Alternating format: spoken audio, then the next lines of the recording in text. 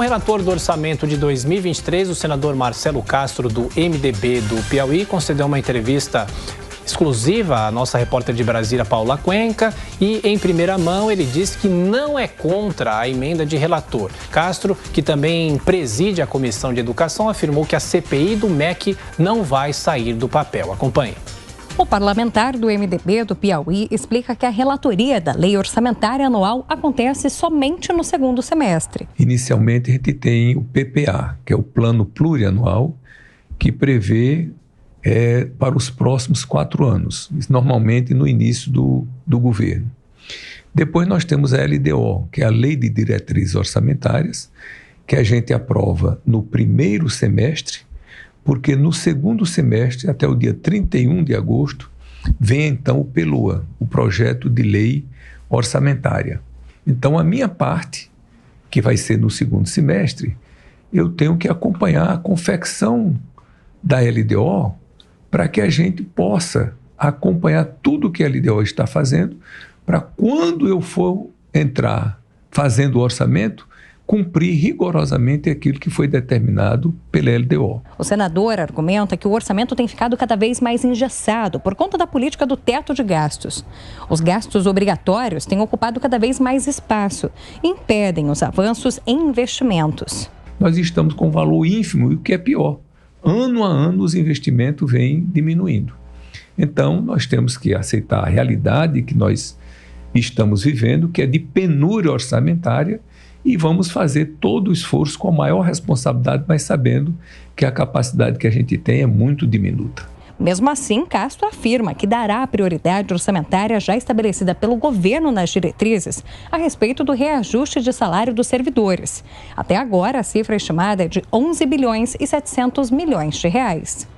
Os servidores, estão sem aumento. Nós determinamos isso quando da pandemia, de ficar o poder público sem poder contratar, sem poder aumentar os salários, e evidentemente que com a inflação que nós temos hoje, que anualizada está dando mais de 12%, então isso está diminuindo demais o poder aquisitivo dos servidores. E aí nós vamos precisar fazer todo o esforço, captar o recurso que puder, para que a gente dê um reajuste que pelo menos amenize as perdas que os servidores tiveram ao longo desses 2 últimos anos. De acordo com o senador, as mais de 6 mil obras inacabadas em todo o país também terão prioridade. A nossa prioridade, evidentemente, e precisa ser de todos os governos, é concluir as obras que estão em andamento, porque concluindo, elas têm o retorno social que a gente está esperando. É a barragem que precisa ser concluída, é a rodovia que precisa ser concluída, é a escola que precisa ser concluída, é a creche que precisa ser concluída. Então, nós temos que priorizar, e nós vamos fazer isso no orçamento, a conclusão das obras que estão em andamento, as obras que estão paralisadas, as obras que estão inacabadas. Neste jogo de encaixe de recursos, o senador ainda garante que não permitirá o avanço dos recursos destinados às emendas de relator, verbas de uso parlamentar, que ficaram conhecidas como orçamento secreto. Os 2 anos anteriores, os relatores gerais haviam feito emendas no valor de 30 bilhões de reais.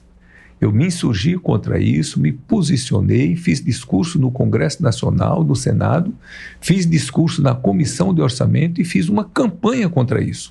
Eu não sou contra emenda de relator, eu tenho dito isso sistematicamente, emenda de relator sempre existiu no Brasil, eu me posicionei contra o valor que chegou, o volume de recursos que existia.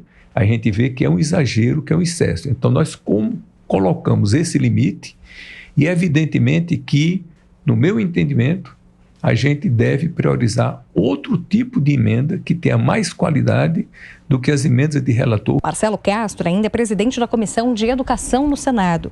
O grupo tem tomado depoimento nas últimas semanas envolvendo as denúncias de pastores lobistas no MEC. O parlamentar admite que dificilmente uma CPI será instalada sobre o tema.